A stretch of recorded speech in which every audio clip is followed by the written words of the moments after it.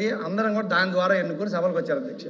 చాలా విచిత్రంగా మాట్లాడుతున్నారు అధ్యక్ష. నిన్న గవర్నర్ స్పీచ్ అయిపోయిన తర్వాత బయటకు వచ్చేసి ఏంటంటే ప్రభుత్వం ఒకటి ఉంటుంది అధ్యక్ష, ప్రతిపక్షం ఒకటి ఉంటుంది అధ్యక్ష. ప్రభుత్వం అంటే ఏంటి? అధికారాన్ని వాళ్ళ భాగస్వాములు కావచ్చు వాళ్ళు కావచ్చు పంచుకొని ప్రజల చేత ఎన్నుకోబడి ప్రభుత్వంలోకి వచ్చారు అధ్యక్ష.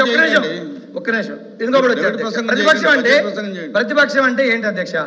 పిఎస్సి చైర్మన్ ప్రతిపక్షం వాళ్ళకి ఇచ్చేది భారత రాజ్యాంగం ప్రకారం ప్రజాస్వామ్యం ప్రకారం సాంప్రదాయం అధ్యక్ష. అధికార ప్రభుత్వానికి అధికారంలో భాగస్వామ్యులుగా ఉన్న వాళ్ళకి మంత్రులుగా డిప్యూటీ సీఎంలుగా ఈ సభలో ఉన్న వాళ్ళకి ఎలా పిఎస్సి ఇస్తారు? ఎలా పిఎస్సి ఇస్తారు?